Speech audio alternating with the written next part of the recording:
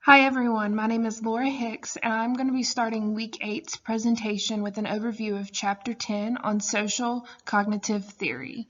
And then Brittany will follow up with an overview of Chapter 11 on the effect and emotion in regards to motivation in the workplace. First, I'm going to start by defining Bandura's social cognitive theory that was introduced at the beginning of Chapter 10. This is a perspective that explains how people learn by observing others and how in the process they begin to take control of their own behavior. This theory is rooted in behaviorism but adds cognitive processes. A few key characteristics to this theory is that it presently dominates the work motivation literature. People learn by observing others. Learning is an internal process that may or may not lead to behavior change. Cognitive processes do influence motivation. People and their environments mutually influence each other, and behavior becomes increasingly self-regulated. In regard to workplace motivation, this theory believed that people contribute to their life situations and that they are not just a product of their environment. Furthermore, it insinuated that motivation factors come by foresight of goals and not hindsight of their shortfalls or failures. It places emphasis on dual control systems in self-regulation of motivation. It is proactive discrepancy production system, which means it revolves around a feed-forward system to pursue growth, and it is reactive discrepancy reduction system, which means it revolves around negative feedback system to overcome the deficiencies. On this slide, I would like to discuss the second cognitive variable in social cognitive theory. It is known as outcome expectancies. This is the expectations about the likelihood consequences of an action based on existing patterns of reinforcement, non-reinforcement, and punishment. A few key factors about this are consequences influence behavior only if the learners are aware of the response consequence contingency.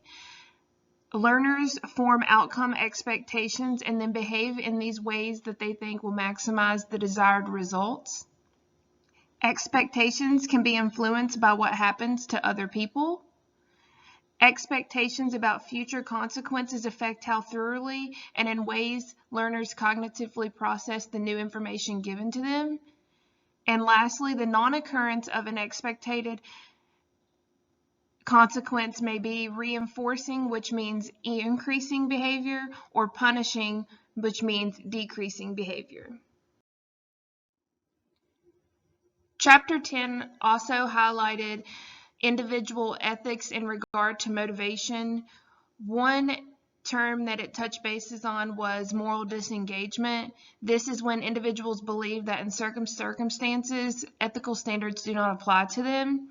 The 6 factors of this is moral justification, labeling, displacing personal responsibility by saying things such as I was following orders, disregarding the consequences of their actions, dehumanization of the injured party, and also attributing to provocation by others, which means they place blame, stating things such as they made me do it.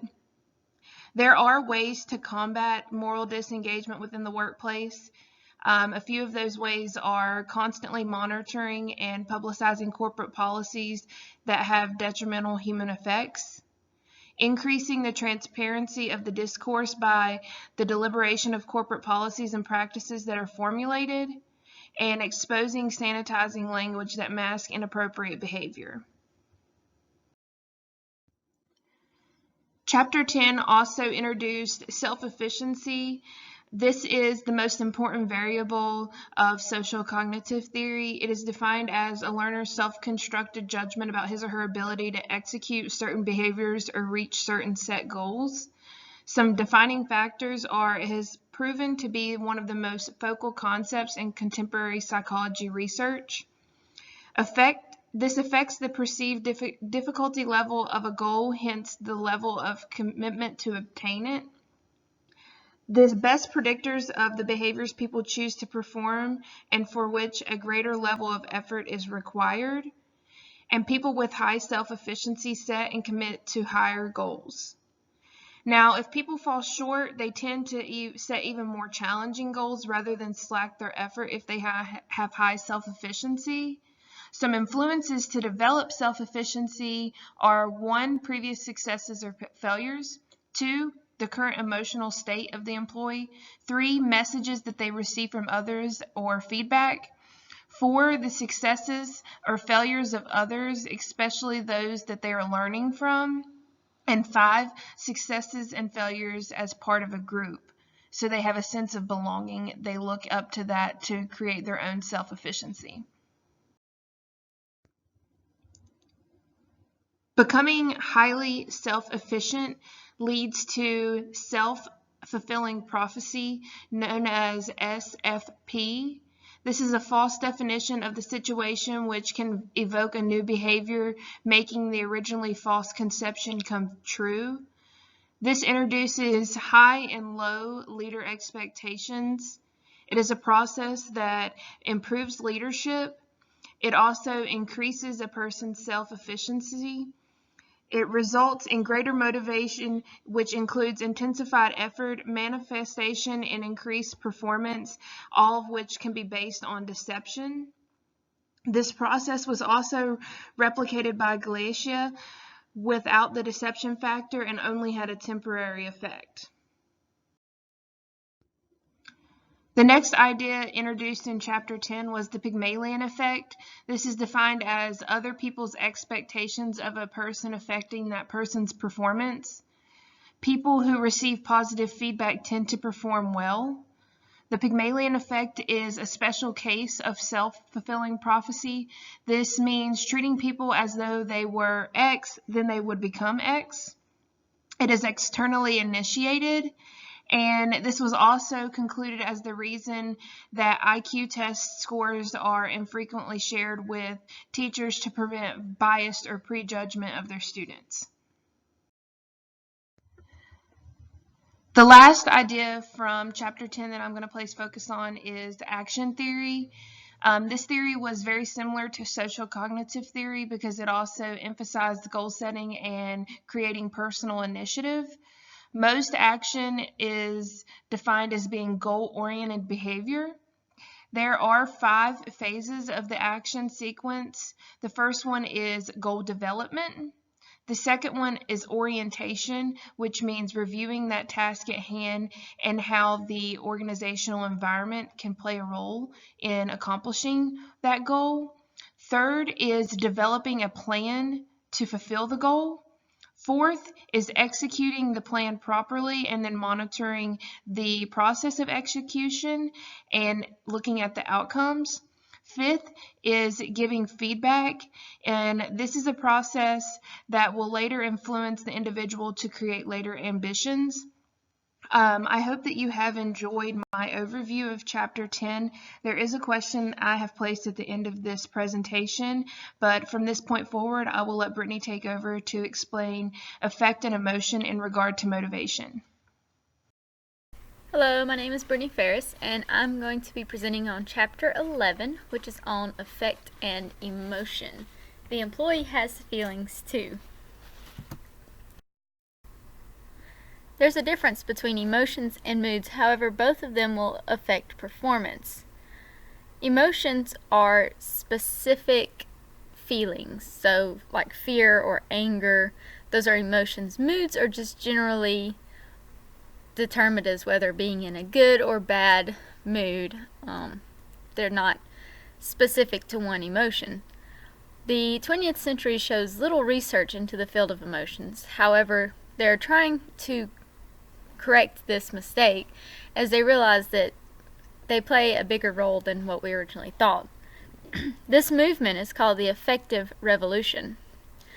The emotions are often mistaken for job dissatisfaction by employees who do not know how to distinguish why they feel certain emotions. So they may be upset, but they don't realize that their upset is not at the job. However, it affects their satisfaction because they're still not happy, so they associate it with being not happy with the job. If this aspect is not fixed, it does not matter which job that they go to, they're never going to be satisfied because their dissatisfaction is not in the job, but rather in themselves. Another aspect that plays into emotions is organizational justice, which is the perceived justice in the organizational setting. This justice consists of three components. There's procedural justice, distributive justice, and interactional justice. Employees do not like being treated unfairly, and when they feel like they're being treated unfairly, they will more than likely leave the organization. Unfairness can also contribute to low performance and low commitment. So the justice is in place to try to keep fairness aligned amongst all the employees and to keep everything in check with everything else. This covers the three components of justice. The first is distributive, which is based off of the idea that equal work is provided to employees, and in return they get an equal outcome based on the work that they put in. This type of justice enhances identification with the workplace, with the organization, and it relates to the culture, so it kind of sets the tone for the culture of the organization. However, since equity theory, there's not been really any studies that have been done on this type of justice. The second is procedural justice, which has to do with the processes that take place, or the procedures, the way they go about making decisions, the way they go about determining who gets what pay and things like that. This relates strongly to management trust. Obviously, you have to trust that your management team knows what they're doing when they're making decisions. When there's not procedural justice, or at least not fairness perceived in that aspect, this can contribute to workplace stress. The relationship between commitment and identification is stronger the more procedural justice there is evident, and it also creates a good communicative environment to where everybody can work together and communicate to get things done. The third type is interactional, which has to do with the relationships between managers and employees. And these are broken into two parts, the interpersonal and the informational. When there is a lack of interactional justice, this also can contribute to workplace stress in addition to the procedural. And it correlates positively with leader agreeableness. So if you've got a high level of interactional justice, you're going to have a high level of people and employees that agree with their leaders on decisions that are made. Finally, I want to cover the topic known as the psychological contract. These are the expectations that are held between the organization and the employee, and they're often unwritten. You think of them as, like an unwritten code, or, like guy code, girl code. Like, they're not written down, but people know to follow these rules. And these are, like, the employee expectations are going to be, you expect to be dignified and worthy, expect to have that that assurance from your management.